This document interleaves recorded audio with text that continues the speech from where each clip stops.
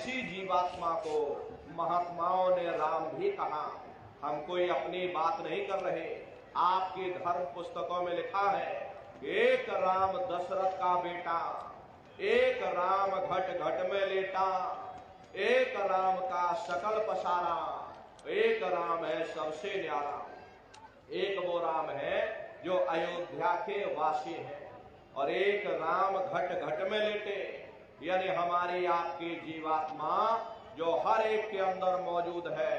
महात्माओं ने कहा भाई एक वो राम है, और एक राम का सकल पसारा, यानी पहले स्थान के मालिक वो निरंजन भगवान, जिनको दुनिया त्रिलोकीनाथ कहती है, जिनका ये पूरा पसारा पूरा संसार है। महात्माओं ने कहा भाई एक वो राम है, और एक राम है सबसे न्यारा, पांचवें स्थान के मालिक वो सतपुरुष भगवान जो हमारे आपके सच्चे पिता हैं। महात्माओं ने कहा भाई एक वो राम है। तो महात्मा तो उस राम की महिमा गाते। मोटी बात आप लोग पकड़िए कि भजन कैसे करोगे, तो ये आंख और कान को बंद कर लेना, ऊंचा ध्यान दे करके सुनना। शुरू में सीटी जैसी आवाज आप सभी को सुनाई पड़ेगी, उसे आप पकड़ लेना, सुनते रहना, सुनते सुनते उसी में लीन हो जाना। जब आप उसमें लीन हो जाओगे तो कुछ समय बाद में दोबारा आपको अनुभव होगा कि कहीं बड़ी दूर से एक महीन आवाज, घंटे और शंख की आवाज हमारे कानों में गूंज रही। जब घंटे शंख की आवाज आपको सुनाई पड़ने लग जाए, तब आप सीटी की आवाज को छोड़ देना और घंटे शंख की आवाज को पकड़ लेना। एक बार प्रेमी भाई बहनों, आप उस आवाज को पकड़ लो, फिर वो आवाज आपको नहीं छोड़ेगी, खींच करके शरीर से बाहर कर देगी। फिर रोज आना, रोज जाना, रोज ब्रह्मांडों की सैर करना, रोज देवी देवताओं के दर्शन करना, रोज राम और कृष्ण के दर्शन करना, और घूम करके फिर अपने शरीर रूपी घोंसले में आप वापस चले आना। तो सुमरन, ध्यान और भजन, ये तीन क्रियाएं आपको बताई गई। रास्ता बिल्कुल सच्चा है, आप करोगे आपको अनुभव होगा, दिखाई भी पड़ेगा और सुनाई भी पड़ेगा। लेकिन इतना ध्यान रखिएगा, जो भी दिखाई सुनाई पड़े अपने अंदर हजम करिएगा। जितना हजम करोगे उतना रास्ता खुलता चला जाएगा। सुमरन, ध्यान और भजन नित्य नियम से करिएगा, नागा नहीं होना चाहिए।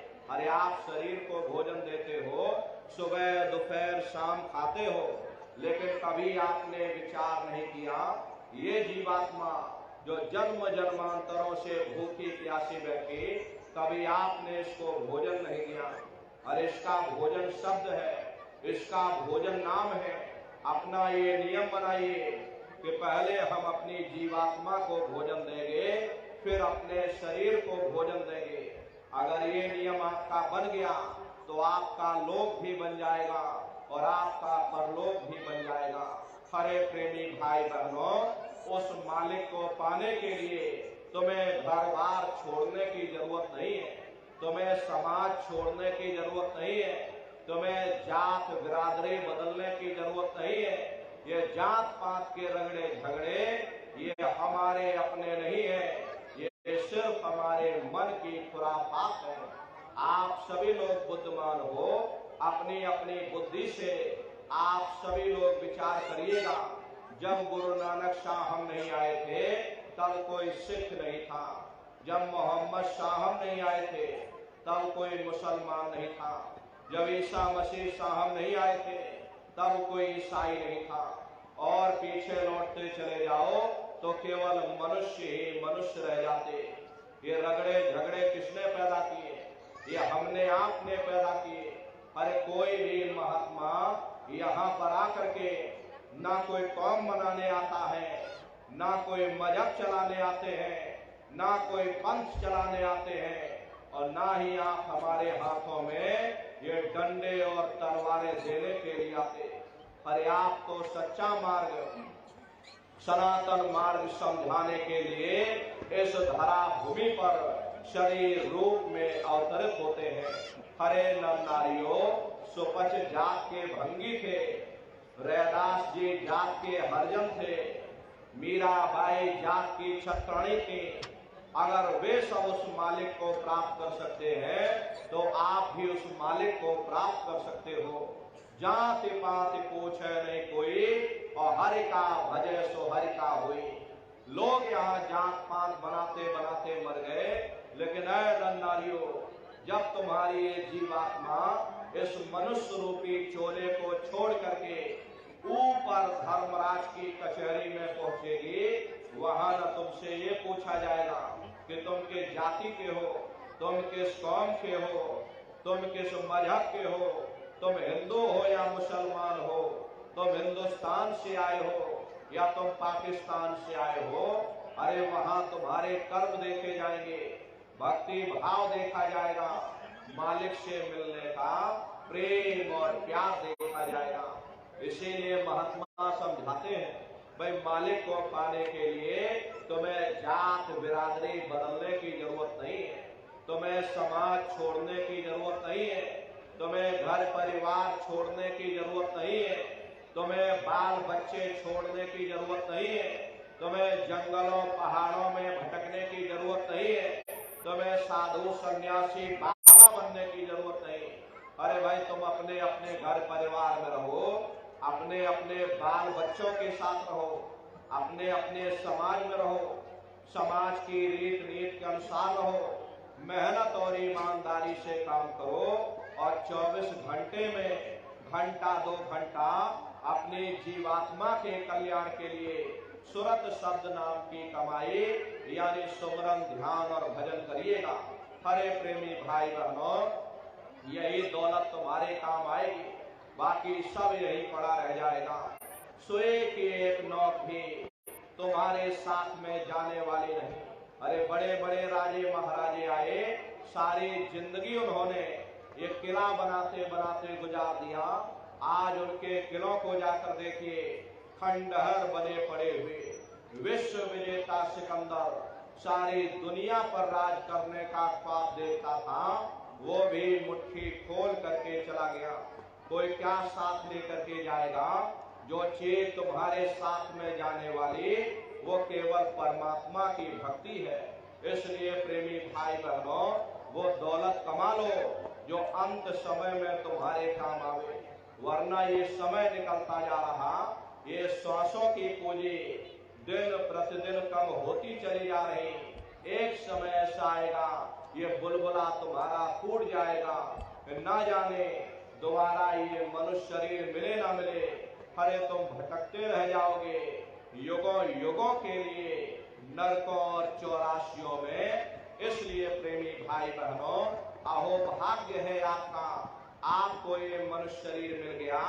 इस मनुष्य रूपी मंदिर में बैठ करके वो आत्मधन कमा लो, वो रूहानी खजाना कमा लो, जिससे तुम्हारी जीवात्मा का कल्याण हो जावे।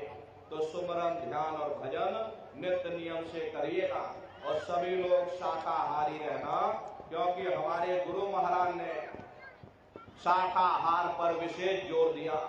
गुरु महाराज हमारे कहते थे कि बच्चे बच्चियों, तुम लोग शाकाहारी रहना, शाकाहार का प्रचार करते रहना, इसी से देश और दुनिया में भारी परिवर्तन होगा।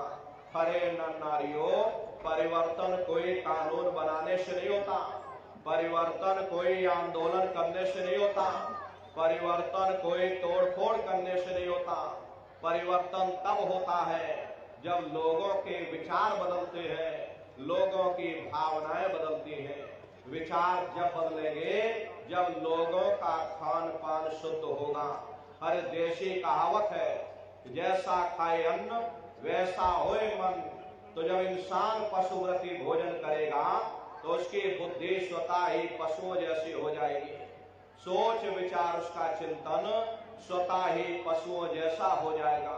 फिर जिस शराब के नशे में माँ बहन बेटी की पहचान खत्म हो जाए, उस शराब को पी करके यह कैसे पता चलेगा कि क्या अच्छा और क्या बुरा है। यही कारण है कि आज भर समाज में ये दुनिया भर के अत्याचार और दुनिया भर के व्यभिचार फैले हुए।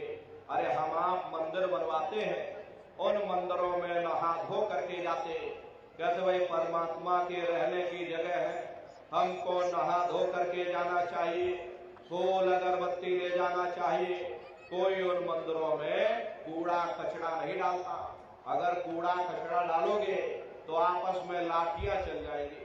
फिर ये जो हरि मंदिर है, ये पंच भौतिक शरीर जिसे महात्माओं ने हरि मंदिर कहा, इसमें तुम हाड़ मांस के लोथड़े डालते हो, इसमें तुम शराब की कतरे डालते हो। अपने बनाए हुए ईट गारे के मंदिर की कदर करोगे और परमात्मा के बनाए हुए इस हरि मंदिर को तुमने जीते जी कब्रिस्तान बना दिया तो सख्त सजा मिलेगी।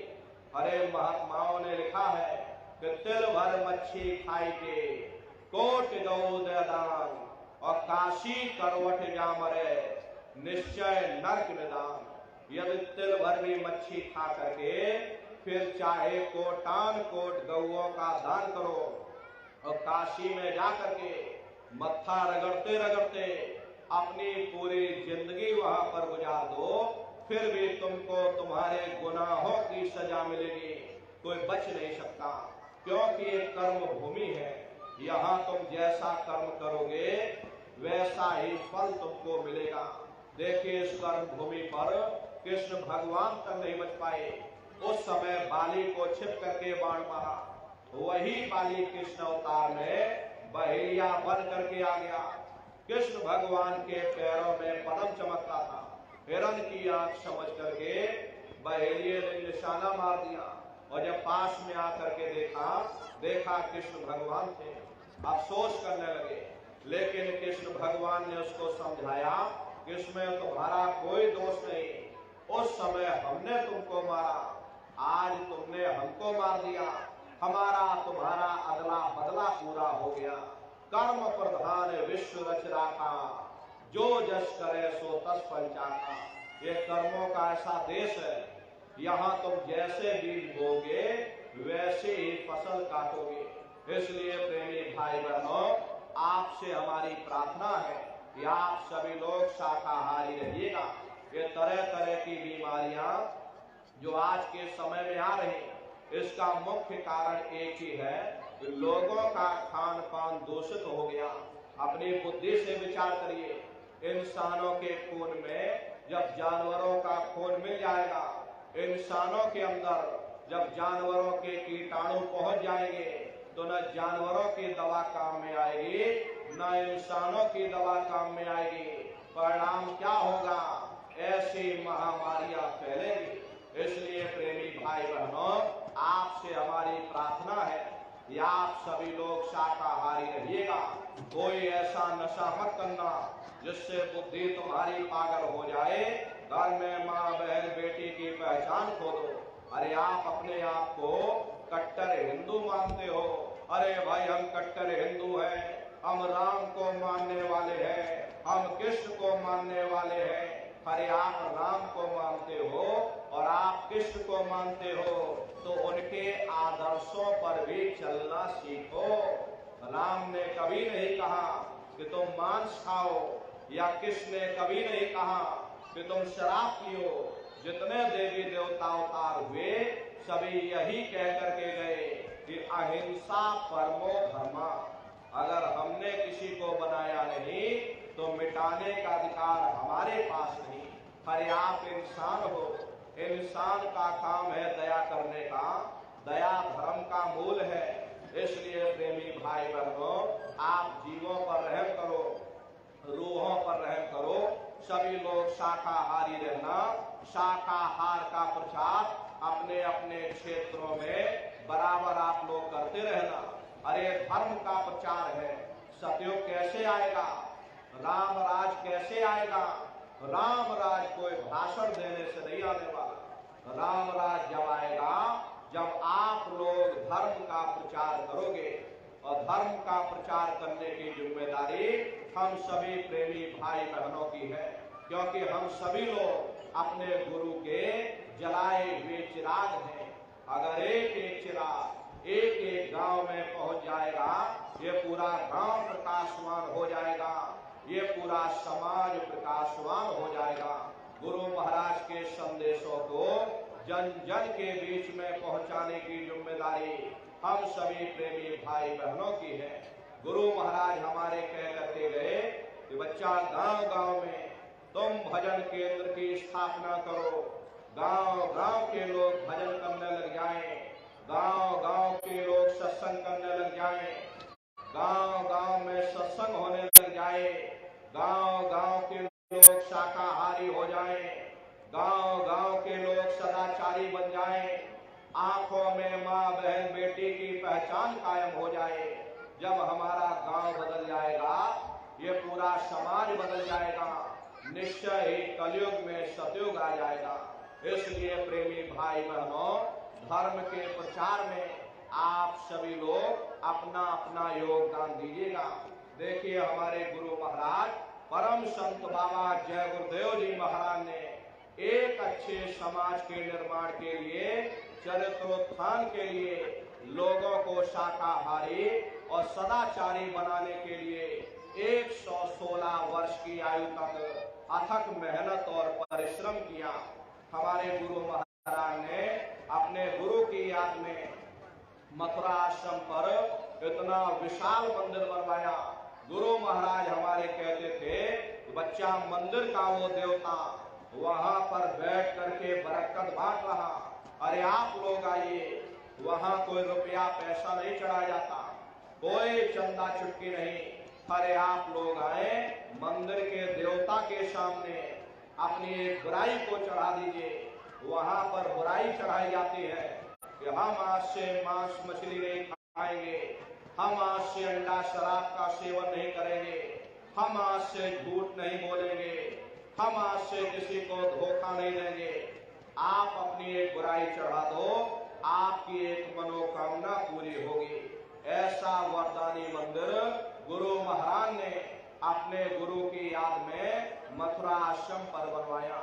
उन्हीं की याद में ये पावन भंडारे का कार्यक्रम, यानी कि हमारे गुरु महाराज का ये पावन भंडारे का कार्यक्रम 17 मई से और 21 मई तक मथुरा आश्रम पर मनाया जाएगा। तारीख आप लोग याद रखिएगा, 17 मई से 21 मई तक ये भंडारे का कार्यक्रम होगा। देश के कोने कोने से दसियों लाख की संख्या में सत्संगी प्रेमी भाई बहन मथुरा दरबार में पधारते हैं। प्रेमी भाई बहनों, आप सभी प्रेमी भाई बहन भंडारे के कार्यक्रम में सब परिवार सादर आमंत्रित हैं। आप लोग पधारिएगा। आपके रहने ठहरने के लिए टेंट राउटी डेरे लगाए जाते, भोजन पानी के लिए अलग अलग जिलों के निःशुल्क भंडारे भी वहां चलते हैं। हजारों हजार की संख्या में वहां पर भंडारे बराबर चलते रहते हैं। अपना बहुत बड़ा आश्रम है, करीब करीब 10 किलोमीटर के व्यास में अपना आश्रम बना हुआ, वहीं पर एक कार्यक्रम होता है। अपने आश्रम पर गुरु महाराज की एक छोटी सी गौशाला भी है। गुरु महाराज के पास कुल 2 गाय थी। 2 गायों का इतना बड़ा परिवार है कि आज के समय में करीब करीब 3000 गायें हैं और 3000 से ऊपर सांड है। गौशाला अलग है और नंदीशाला अलग है। किसी को बाहर नहीं भेजा जाता, क्योंकि गुरु महाराज कह करके गए थे कि बच्चा इनको यही रखना, यही सेवा पानी करना, अगर बाहर भेज दोगे लोग मार देंगे, काट देंगे। इसीलिए चाहे गाय हो या चाहे बैल हो, हमारे यहाँ किसी को बाहर नहीं भेजा जाता। गायों के लिए अलग से गौशाला है और सांडों के लिए अलग से नंदीशाला बनी है। उसी के बगल में अपना एक बहुत बड़ा अस्पताल भी है। वही बगल में अपना विद्यालय है, जिसमें 2,500 से 3,000 बच्चे निःशुल्क विद्या अर्जन करते हैं। वो गुरु महाराज की कर्म भूमि है और गुरु महाराज की जन्मभूमि, जहाँ पर हमारे गुरु महाराज का जन्म हुआ, जिला इटावा, ग्राम खितौरा में है। जैसा भव्य मंदिर मथुरा दरबार में बना हुआ, उसी तरह से भव्य मंदिर गुरु महाराज की जन्मभूमि पर बन करके तैयार हो चुका। प्रेमी भाई बहनों, ये जो आप फोटो देख रहे हो, ये गुरु महाराज की जन्मभूमि का मंदिर है। इधर जो फोटो लगी है ये मथुरा दरबार का मंदिर है। ताजमहल इसके सामने कुछ नहीं, ऐसे 2-3 ताजमहल खड़े करोगे एक भव्य मंदिर दिखाई पड़ेगा। प्रेमी भाई बहनों, आप लोग पधारिएगा। गुरु महाराज की कर्म भूमि, गुरु महाराज की जन्मभूमि का दर्शन दीदार लाभ प्राप्त करिएगा। तो ये भंडारे के कार्यक्रम में आप सभी प्रेमी भाई बहन सपरिवार सादर आमंत्रित हैं। आप लोग पधारिएगा और अपने अपने बच्चों को भी साथ में लेकर के आया करिए। हम लोग ये गलती कर देते हैं कि हम लोग सोचने लगते हैं अरे बच्चों को क्या करेंगे ले जाकर, ये बच्चे छोटे हैं, इनको रहने दो, इनको घर में पढ़ाई लिखाई करने दो, अभी इनकी पढ़ाई लिखाई की उम्र है, ये सत्संग सुनना, ये भजन पूजा पाठ करना, ये तो हम लोगों का काम है। प्रेमी भाई बहनों, बस यही पर हम आप धोखा खा जाते हैं। अरे नर नारियों, पढ़ाई लिखाई जरूरी है, हम ये बात आपकी मानते हैं कि आज के भौतिक युग में शिक्षा बहुत जरूरी है। अरे हमको भी गुरु महाराज ने पढ़ाया लिखाया, हमको ये अंगूठा छाप नहीं, गुरु महाराज ने हमको भी पढ़ाया लिखाया। प्रारंभिक शिक्षा हमारी गुरु महाराज की जन्मभूमि पर हुई, क्योंकि जो गुरु महाराज की जन्मभूमि है वही हमारी भी जन्मभूमि है, वहीं पर हमारा जन्म हुआ, वहीं हम शुरुआती दौर में वहीं पर पढ़ाई लिखाई की।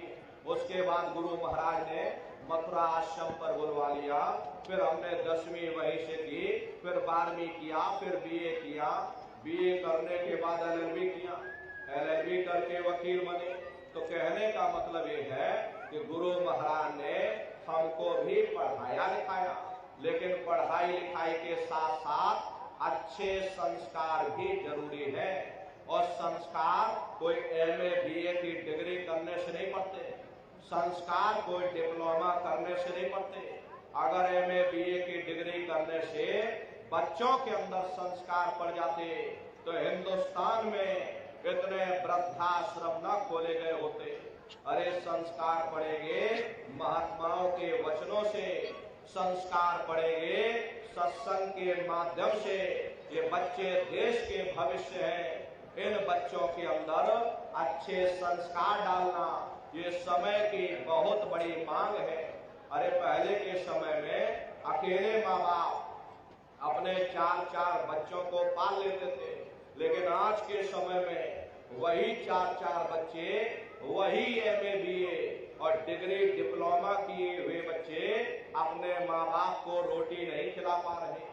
शादी हो जाती है, घर परिवार बांट करके रख दिया, जमीन जायदाद बांट करके रख दी, चूल्हा चौका बांट करके रख दिया, यहाँ तक कि माँ बाप को भी बांट करके रख दिया।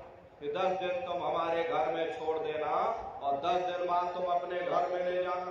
अरे प्रेमी भाई बहनों, ये संस्कारों की बहुत बड़ी कमी है माताओं बहनों, ये बच्चे तुम्हारी धरोहर है। माताओं बहनों, ये बच्चे तुम्हारी पूंजी है। अपनी पूंजी को आप संभाल करके रखिएगा, इनको बचपन से तैयार करिए, इनको अच्छी शिक्षा दीजिए,